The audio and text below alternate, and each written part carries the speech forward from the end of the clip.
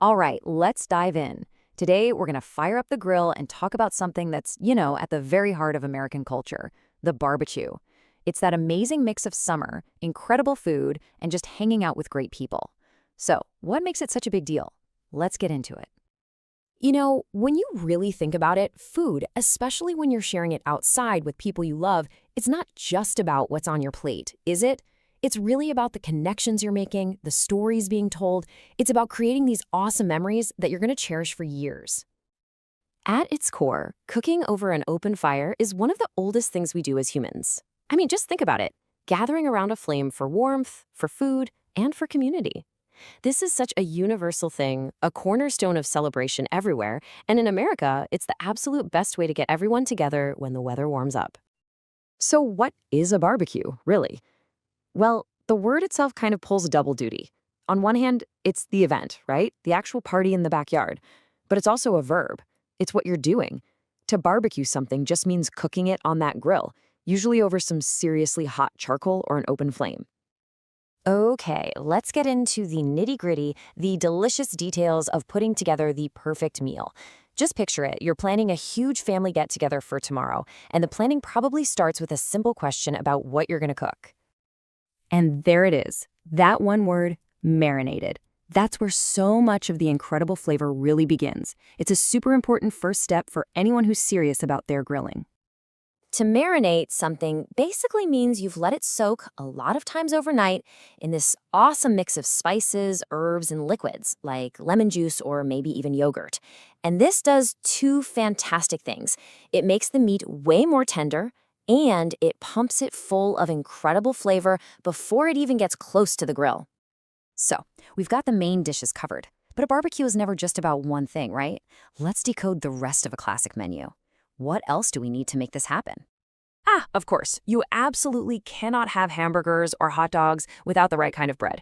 And that brings us to buns, which are a whole special category on their own. Okay, and this is just simple genius, right? A hamburger bun, it's round, perfectly designed to hold a round patty. A hot dog bun is long and kind of folded over, making this perfect little cradle for a sausage. It seems like such a small thing, but trust me, it's absolutely crucial. Perfect. The menu is getting bigger. But this sentence right here introduces two more really important words we need to break down to really get the scale and the variety of this whole feast. First up, dozen. You've definitely heard this before, probably when you're buying eggs. A dozen is just a group of 12. So if you buy a dozen hot dogs, you're getting 12 with them. Simple as that. So when you hear someone say a couple dozen, like in our little planning session, they're talking about roughly 24. Yeah, 24. So what does that really tell us? It tells us we're getting ready for a big and probably very hungry crowd. And what about kebabs? These are another grilling classic. You just take chunks of meat, maybe some bell peppers and onions, and thread them all onto this thin stick, which is called a skewer. Then you grill them all together. They look amazing, they taste amazing, and they're just a perfect addition to any barbecue. All right, so we've got the food all planned out. But a barbecue is so much more than just a menu. I mean, where's everybody going to sit? And how are we cooking all this stuff anyway? It's time to set the scene. Yes, that line points us right to the essential gear. You need a place to do the cooking, and you need a place for your guests to kick back, relax, and enjoy all that great food. So here's a quick look at the must-have gear. The grill, well, that's your outdoor stove. Lawn furniture is just those weatherproof chairs and tables for outside.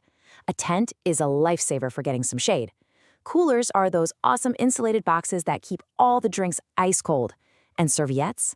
That's really just a slightly fancier way of saying paper napkins. Now that we've got all the pieces in place, let's kind of zoom back out for a second. Because all these little details of an American barbecue, well, they're part of a much bigger, global story about how we all connect with each other. And this, right here, is the real heart of it all. The food is fantastic, but it's also kind of the excuse.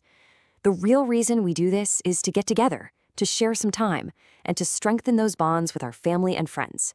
The community. That's the main ingredient. And look at this. It just shows you how universal this tradition is. In the US, the 4th of July means fireworks and barbecues. But if you go down to Chile, their Independence Day on September 18th is celebrated with these massive barbecues they call asados. It's a perfect example. Different countries, different dates, but the exact same powerful tradition of celebrating who you are as a nation around a fire with grilled food. So when you're learning the words for a barbecue, you're actually learning a lot more than just food terms. You're learning to speak a universal language, the language of community, of sharing, and of celebration. At the end of the day, it doesn't matter if it's a barbecue, a Sunday roast, or a huge holiday feast. Pretty much every culture has that one special meal that just holds everyone together, you know? It's like the glue. So I'll leave you with this to think about. What's the meal that brings your family together?